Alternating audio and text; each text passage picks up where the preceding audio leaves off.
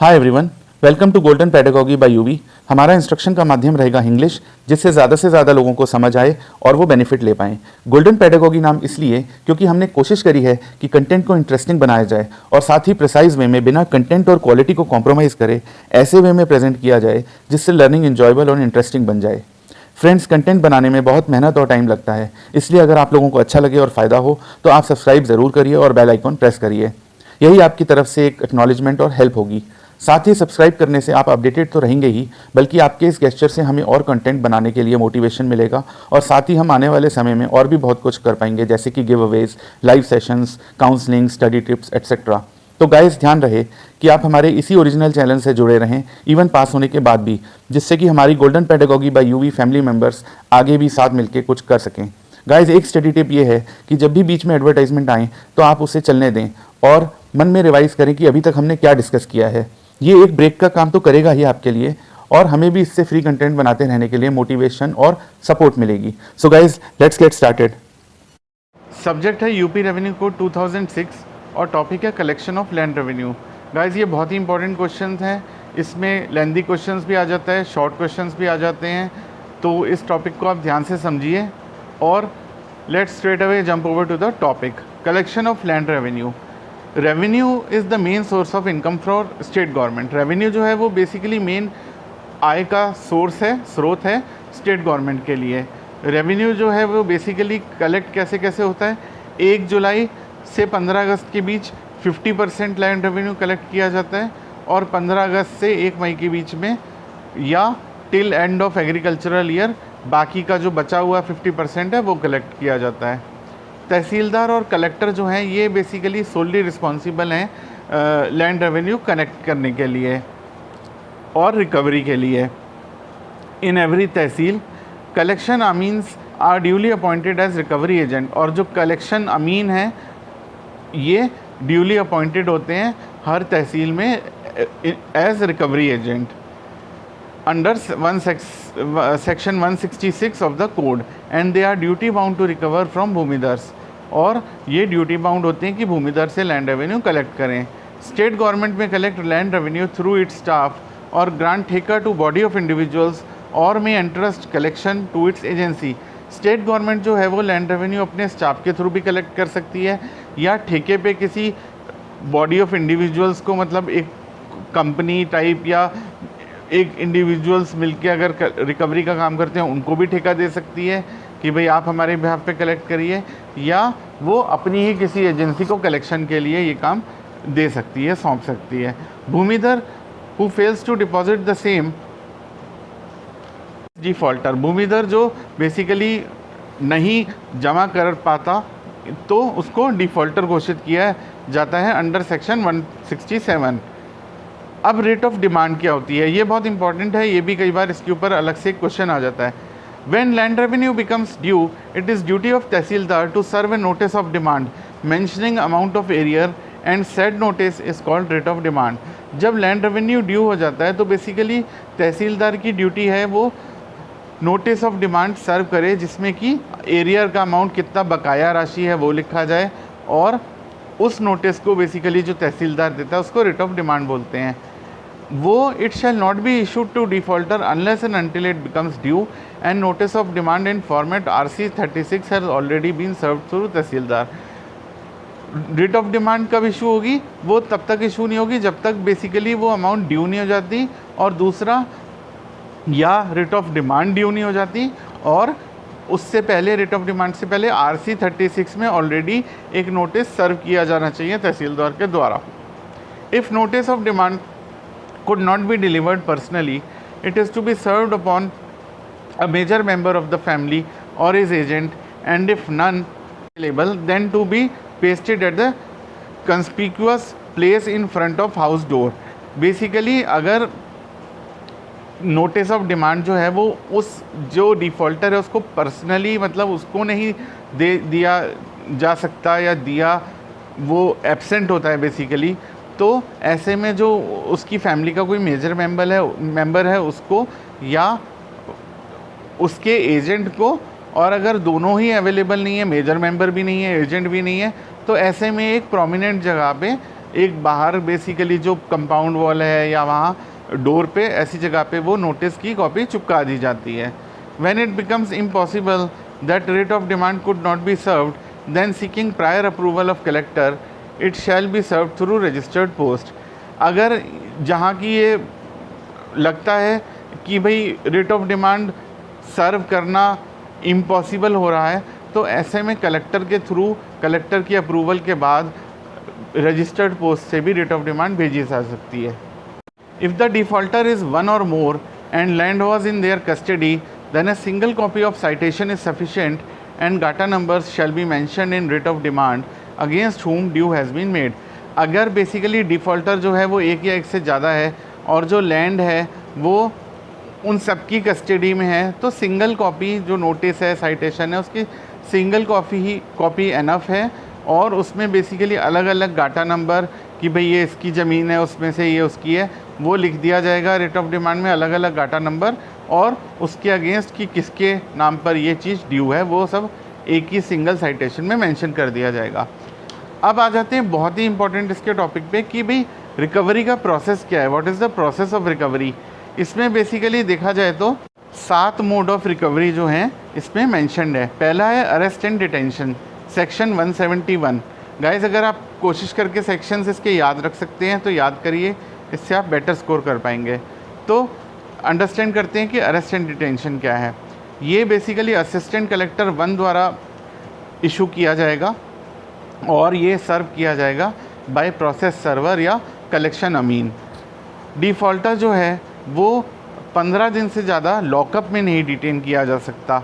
जो तहसील का लॉकअप होगा उसमें मैक्सिमम 15 दिन के लिए ही रखा जा सकता है। अगर सिक्योरिटी दे दी जाती है तो अरेस्ट नहीं किया जाएगा, अदरवाइज़ सिक्योरिटी नहीं दी जाती तो ऐसे में क्या होगा कि वो सिविल प्रिजन में उसको रिकमेंड कर दिया जाएगा डिटेंशन के लिए।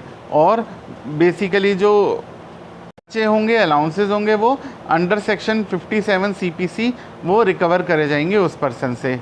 डिफ़ॉल्टर जो है, जो आदमी प्रिजन में डिटेन करा जाएगा, उसका ये राइट है कि वो अपने खाने का अरेंजमेंट कर ले, लेकिन अगर वो बेसिकली इसमें फ़ेल हो जाता है तो जेलर की ड्यूटी बन जाती है कि उसको खाना प्रोवाइड करें और बाद में उससे जो उसके ऊपर जो खर्चा आया खाने वाने के ऊपर जेल के दौरान, वो उससे रिकवर किया जाए as arrear of land revenue. ये एक इम्पॉर्टेंट पॉइंट है जो आपको ध्यान रखना है। Defaulter is bound to deposit 5% excess amount on total outstanding due under section 180 against initiation of arrest and detention before recovery officer. इसमें यह है कि 5% जो है वो amount, excess amount, total outstanding जितना होगा उसके ऊपर 5% उसका जो है वो अंडर सेक्शन 180 जो है उसको जमा कराना पड़ेगा डिफ़ॉल्टर को against initiation of arrest and detention before recovery officer. Recovery officer के सामने वो अरेस्ट एंड डिटेन ना हो, उसके लिए उसको 5% जो है वो एक्सेस अमाउंट जमा करानी पड़ेगी। The arrest shall only be done for arrears more than 50,000 and for less than 50,000 exempted from arrest under section 171। Arrest जो है वो सिर्फ अगर 50,000 से ऊपर का अमाउंट ड्यू होगा तभी अरेस्ट करी जाएगी, और अगर 50,000 से कम का है तो बेसिकली अरेस्ट नहीं किया जाएगा अंडर सेक्शन 171। फिर आ जाता है कि वुमेन या माइनर, आर्म्ड फोर्सेस पर्सनल या पर्सन्स जो एग्जेम्प्टेड अंडर सेक्शन 133, 135 या 135A में हैं, ये अरेस्ट नहीं किए जाएंगे अगर अमाउंट 50,000 से भी ज़्यादा की भी है तो भी। तो बेसिकली इसमें आपको ध्यान रखना है, वुमेन हो गए या माइनर हो गए या आर्म्ड फोर्सेस पर्सनल या कोई भी और पर्सनल जो एग्जेम्प्टेड हैं वो अरेस्ट नहीं किए जाएंगे इवन अमाउंट 50,000 से ज़्यादा की भी है। तो पहला था अरेस्ट एंड डिटेंशन 171। अब आ जाते हैं सेकंड पे, attachment and sale of movable property including agricultural products, section 172। However, as in CPC, certain things like wearing apparel, tool or of artisans, articles of worship cannot be attached। जैसे CPC में था कि कुछ चीज़ें जो हैं वो अटैच नहीं करी जा सकती, सेम इसमें भी है कि कुछ चीज़ें जो हैं बेसिकली अटैच नहीं करी जा सकती, जो कि वियरिंग नेसेसरी वियरिंग अपैरल हो गया या टूल्स जो कामकाज करने वाले आर्टिजन्स होते हैं, उनका कोई औजार हो गए या पूजा करने की मूर्ति वगैरह ऐसी चीज़ हो गई, तो वो चीज़ें अटैच नहीं करी जा सकती। Further attachment and sale can be done before arrest and detention और इवन साइमल्टेनियसली। अटैचमेंट और सेल जो है वो अरेस्ट और डिटेंशन से पहले भी किया जा सकता है या उसके चलते साथ साथ भी किया जा सकता है, लेकिन attachment is necessary before sale as the section uses and as conjunction and defaulter of land revenue is not same as judgment debtor, thus attachment is necessary before sale। ये बहुत इंपॉर्टेंट है गाइज, ये बहुत ही important point है। मैंने इसको बहुत ही short में लिखा है, इसको एलैबोरेट करके समझा देता हूँ। बेसिकली जो सीपीसी में जो हमने प्रोविज़न पढ़ा था कि अटैचमेंट जो है वो नेसेसरी नहीं है, सेल बिना अटैचमेंट के भी सीपीसी में करी जा सकती है, लेकिन under UP revenue code 2006 attachment जो है वो पहले होगा सेल से, वो सेल नहीं करी जा सकती जब तक अटैचमेंट नहीं होगा। तो basically attachment should precede the sale. और दूसरी चीज़ ये है कि इसमें बेसिकली जो डिफ़ॉल्टर है लैंड रेवेन्यू का, वो सीपीसी में जो जजमेंट डेटर था उसके जैसा सेम पोजीशन पे नहीं है, उसकी सेम वो नहीं है, तो इसीलिए अटैचमेंट जो है इसमें अंडर यूपी रेवेन्यू कोड एक ज़रूरी चीज़ है। अब आ जाते हैं थर्ड में, अटैचमेंट ऑफ बैंक अकाउंट और लॉकर, सेक्शन 173। इसमें बेसिकली क्या है, गार्निशी हमने पढ़ा था सीपीसी में। गार्निशी ऑर्डर क्या होता है, बेसिकली जजमेंट डेटर का डेटर वो गार्निशी होता है। तो garnishee order shall be served to the bank by attachment officer. If amount not sufficient then auction proceeding to sale goods of defaulter to be conducted.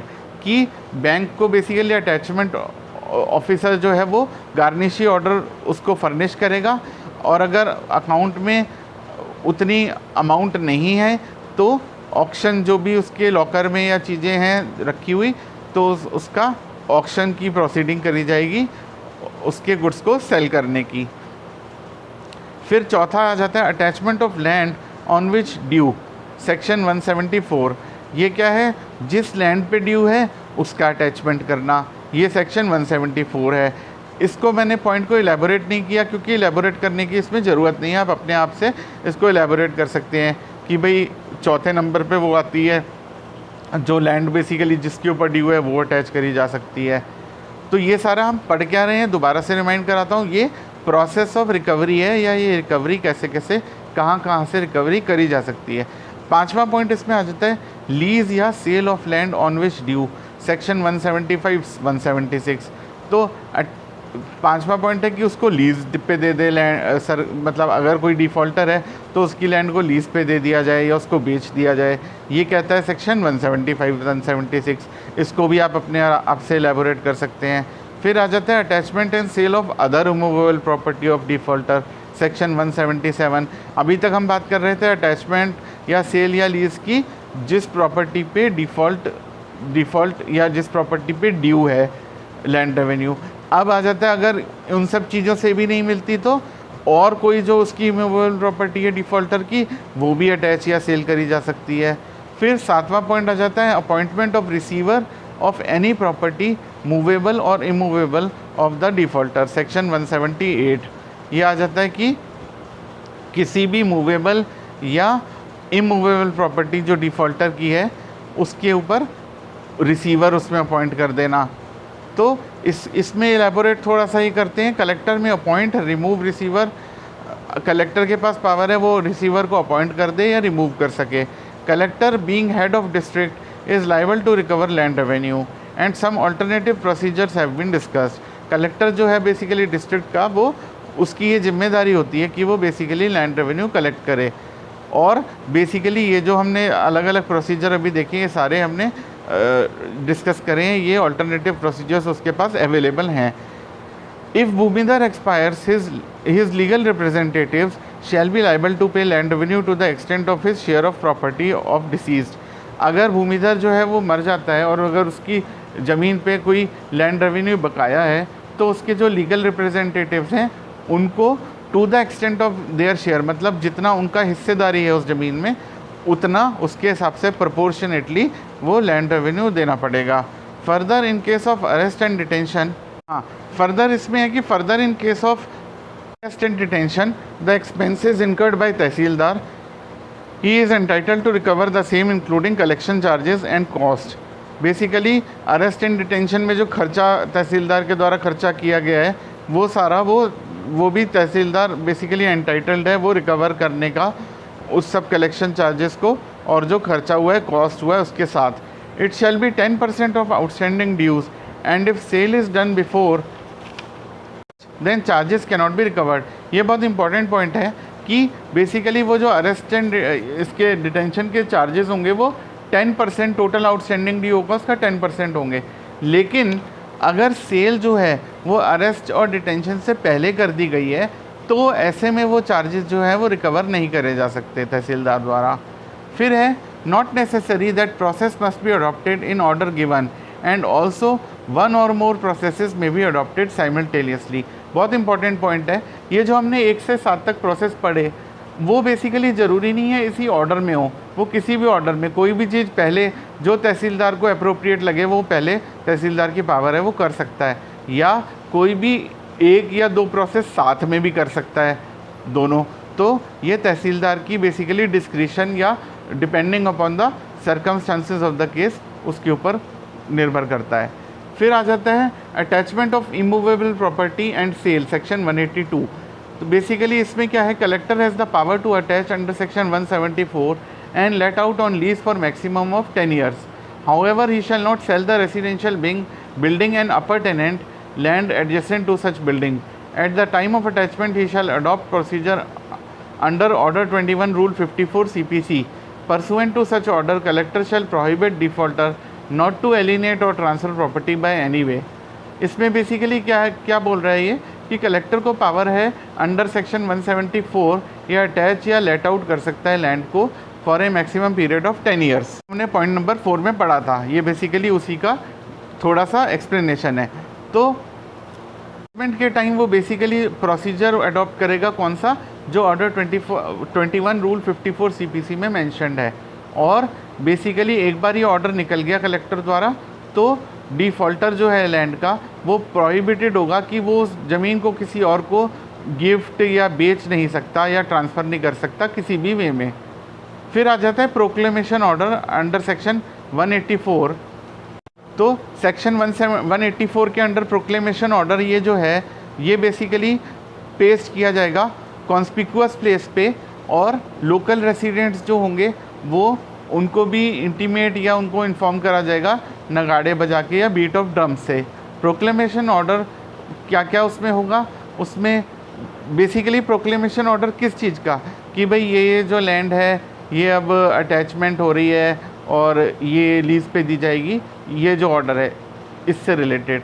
तो ये इसमें क्या आएगा, basically proclamation order to contain details of land, ज़मीन के detail होंगे, amount due, उस पर क्या इनकम्बरेंसेज हैं, मतलब क्या उसके ऊपर और देनदारियां हैं, सर्कल रेट क्या है उस लैंड का। और अगर ऐसे प्रोक्लेमेशन के अगेंस्ट कोई ऑब्जेक्शन आता है अटैचमेंट के अगेंस्ट तो कलेक्टर जो है वो उसको कंसीडर करेगा, और कंसीडर करने के बाद या तो वो क्लेम को एक्सेप्ट करेगा या रिजेक्ट करेगा। और अगर कोई पार्टी उससे फिर भी अग्रीव्ड होती है या सेटिस्फाइड नहीं होती कलेक्टर के ऑर्डर से तो वो कमिश्नर के पास अपील कर सकती है 2 महीने के अंदर उस ऑर्डर के।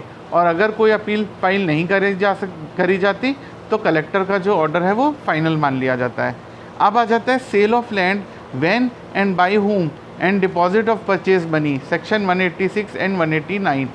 इसमें यह है कि collector has the right to postpone or cancel the sale process recording the reasons. Collector के पास वो राइट है या तो वो पोस्टपोन कर दे सेल का प्रोसेस या कैंसिल कर दे विद रीजंस, कि भाई रीजंस लिखेगा इस वजह से मैंने ये पोस्टपोन कर दिया, कैंसिल कर दिया है। अगर जो सेल है वो स्टे कर दी जाती है 21 दिन से ज़्यादा के लिए, और परचेज़र जो है वो डिपॉजिट अमाउंट नहीं डिपॉजिट करता, तो ऐसे में एक फ़्रेश प्रोक्लेमेशन हो जाएगा या फ्रेश प्रोक्लेमेशन करना पड़ेगा, जो हमने अभी पढ़ा था अंडर सेक्शन 184। अगर बायर ने जो है वो अमाउंट डिपॉजिट कर दी है सेल की कंफर्मेशन से पहले, और अगर डिफ़ॉल्टर भी जमा करा देता है अमाउंट, तो सेल जो है वो असिस्टेंट कलेक्टर या कलेक्टर द्वारा नहीं आगे फर्दर करी जाएगी। लेकिन बायर जो है उसके पास ये राइट है वो सूट करे बेसिकली स्टेट गवर्नमेंट के against under section 203 for recovery of pre deposited amount. जो उसने जमा कराई है अमाउंट प्रॉपर्टी वो ख़रीदने के लिए, जो बायर ने, वो बेसिकली एंटाइटल्ड है कि वो स्टेट गवर्नमेंट को स्यू करे उस अमाउंट के लिए कि भाई मुझे मेरी अमाउंट ये वापस करी जाए। In case of a purchaser fails to deposit 1/4 amount and resale should take place, then he shall be liable to bear all expenses of first sale and difference between first sale and second sale amount। ये बहुत important point है, इसको ध्यान से समझिए। इसमें basically क्या है, अगर परचेज़र जो है वो 1/4 अमाउंट डिपॉजिट नहीं करा पाता तो रीसेल करनी पड़ेगी दोबारा। तो ऐसे में क्या होगा, जो भी पहली सेल के जो एक्सपेंसेस हैं वो उस परचेज़र जो पहला परचेज़र था जिसने डिफ़ॉल्ट किया, जो अमाउंट नहीं जमा करा पाया, वो सारे खर्चे उसको भरने पड़ेंगे।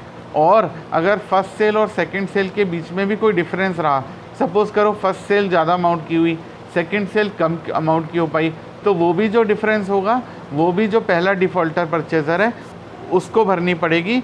और बेसिकली वो उससे ऐसे रिकवर होगी इस तरह से जैसे arrear of land revenue recover किया जाता है। फिर आ जाते हैं confirmation of sale and issuance of sale certificate. Section 194 और 199 में है ये दोनों topics. If a buyer deposits whole amount and defaulter does not object within 30 days from date of sale, then collector shall pass a confirmation order and send his report to commissioner. Basically वो ये कह रहा है कि अगर जो buyer है वो पूरी अमाउंट डिपॉजिट कर देता है और जो डिफ़ॉल्टर है वो 30 दिन के अंदर ऑब्जेक्ट नहीं करता या वो 30 दिन के अंदर अमाउंट नहीं जमा कराता from the date of sale, तो कलेक्टर जो है वो एक कन्फर्मेशन ऑर्डर पास कर देगा कि भाई ये सेल जो है वो कंफर्म हो गई है, और वो अपनी रिपोर्ट जो है वो कमिश्नर को सेंड कर देगा, भेज देगा। He shall issue a sale certificate and it is in itself a sale deed and does not require registration as conveyance except as provided under section 89 of registration act। क्या कह रहा है कि जो कलेक्टर है वो सेल सर्टिफिकेट इशू कर देगा और वो अपने आप में वो सेल डीड मानी जाएगी, और उसका जैसे बाकी हम सेल डीड वगैरह जो कन्वेंस डीड्स जो होती हैं, सेल डीड तो जो रजिस्टर करानी पड़ती हैं, स्टैम्प ड्यूटी देनी पड़ती है, उसकी ज़रूरत नहीं है except as provided under section 89 of registration act. जो रजिस्ट्रेशन एक्ट में प्रोवाइडेड है उसका रजिस्ट्रेशन फ़ीस वगैरह जो देनी होगी वो अलग बात है अगर उसमें प्रोवाइडेड है तो। अदरवाइज़ वो जो कलेक्टर इशू करता है सेल सर्टिफिकेट वो अपने आप में सेल डीड मानी जाती है। Collector has the power to make confirmation of sale up to 50 lakhs and above that commissioner must confirm. Collector के पास 50 लाख तक की अमाउंट जो है सेल है उसको कंफर्म करने की पावर है, और अगर 50 लाख से ऊपर की अमाउंट है तो कमिश्नर द्वारा वो सेल कंफर्म करी जाएगी। Utilization of sale proceeds. Sale proceed basically किस चीज़ के लिए यूटिलाइज़ करी जाएंगी? पहली बात, सेल हुई किस लिए थी? भाई लैंड रेवेन्यू ड्यू था तभी तो सेल हुई है, तो पहला पॉइंट ऑटोमेटिकली क्या बन जाएगा, payment of arrears of land revenue, जो भी बकाया लैंड रेवेन्यू होगा उसके against. Second, adjust recovery and sale collection charges etcetera, बाकी जो सेल को कराने में जो खर्चे हुए हैं, कलेक्शन चार्जेस हुए हैं, उस सबको अमाउंट रिकवर करने के लिए जो पैसा है वो यूज़ होगा। थर्डली, और कोई अगर ड्यूज़ हैं स्टेट गवर्नमेंट के तो वो भी उससे ले लिए जाएंगे, और अगर कुछ अमाउंट बचेगी एक्सेस तो वो डिफ़ॉल्टर जो है जिसकी वो ज़मीन थी जिस बेची गई है उसको वापस कर दी जाएगी। Application to set aside the sale. Application, अगर सेल को सेट असाइड कराना है, सेल को खारिज कराना है, तो उसकी एप्लीकेशन बेसिकली उसका क्या प्रोसीजर है? पहला पॉइंट इसमें आ जाता है कि on deposit of entire arrears by defaulter or any other person whose right has been affected, whole sale amount including collection charges plus 1% extra. इसमें क्या है कि डिफ़ॉल्टर द्वारा जो है वो पूरे जो एरियर थे वो डिपॉजिट करा दिए गए हैं, या ऐसे किसी पर्सन के द्वारा जिसके की राइट्स उससे अफेक्ट हुए हैं, तो और इसमें क्या होगा, पूरी की पूरी sale amount including collection charges, जो कलेक्शन चार्जेस जो खर्चा हुआ है उस वो प्लस उसके ऊपर भी 1% एक्स्ट्रा। ये अमाउंट अगर डिपॉजिट करा दी जाती है डिफ़ॉल्टर के द्वारा या किसी और अन्य पर्सन के द्वारा जो कि बेसिकली जिसका राइट इफेक्ट होता है ऐसी सेल से, तो ऐसे में सेल सेट असाइड कर दी जाएगी। सेकंड पॉइंट आ जाता है on ground of irregularity cause during sale proceedings. Once application to set aside is rejected under 192, then no fresh application on ground of irregularities shall be entertained by collector।